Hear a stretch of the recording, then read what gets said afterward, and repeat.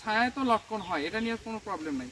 প্রবলেমটা হচ্ছে গাছের পুষ্টি উপাদানটা সে সংগ্রহ করতে পারতেছিল না। তার কারণ হচ্ছে এই যে বিস্তৃত বাঁশ বাগান, এই বাঁশের গাছগুলো আছে তাদের শিকড় দিয়ে এই লটকনের প্রয়োগ করা যে সারগুলো আছে বা পুষ্টি উপাদান আছে এগুলো সংগ্রহ করছিল।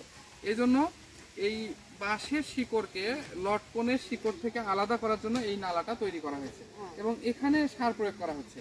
এবং এর পরবর্তীতে এটাকে পরিবেষ্টন করে আরও একটা নালা করা হবে যাতে ওই খাবার পর্যন্ত বাঁশের যে শিকড় আছে এটা না পৌঁছাতে পারে।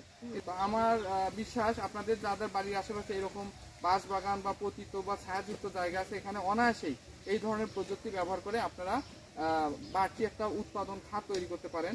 আপনারা যখন এই ধরনের প্রযুক্তি ব্যবহার করতে চাবেন, যখন এখানে ইনভেস্ট করতে চাবেন প্রজেক্ট আকারে, অবশ্যই এখানে যে চারাগুলো ব্যবহার করবেন এগুলো অবশ্যই কলম করা এবং ভালো জাতের চারা অবশ্যই ব্যবহার করতে হবে, যাতে এখান থেকে বাণিজ্যিকভাবে লাভবান হওয়া যায়। সবাইকে ধন্যবাদ।